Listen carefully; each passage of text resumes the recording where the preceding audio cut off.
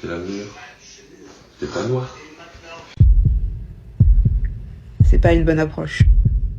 T'es pas noir. Non, en fait, c'est comme si tu mettais le problème sur le fait que, bah, si t'es noir, c'est un problème, mais là, t'es pas noir.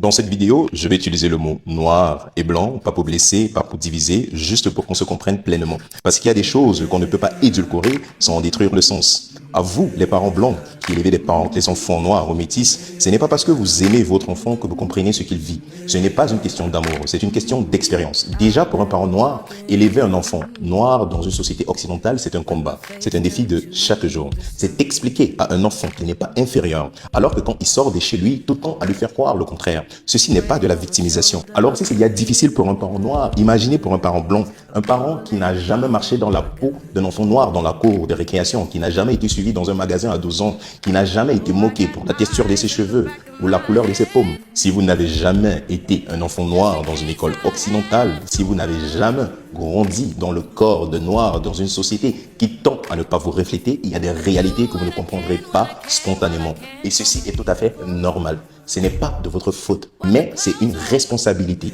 Quand vous décidez d'avoir un enfant avec une personne noire ou adopter un enfant noir, vous ne prenez pas seulement une vie sous votre toit. Vous prenez toute une histoire, tout un héritage, tout un poids. Et il faut être prêt à porter ça en conscience. Alors quand ta fille rentre à la maison, bouleversée parce qu'elle vient de vivre du racisme à l'école et que toi, son père, tu lui dis « tu n'es pas noir ».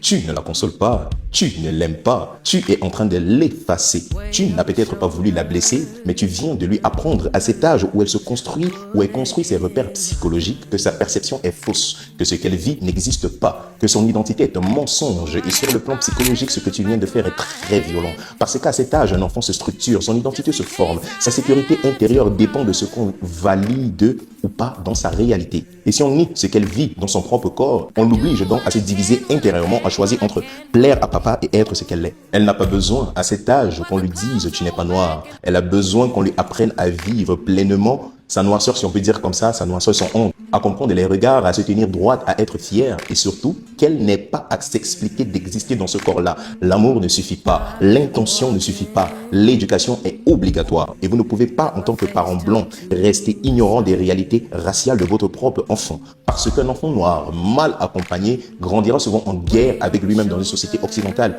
et ça, ce n'est pas de sa faute, c'est de celle de ceux qui auraient dû la préparer.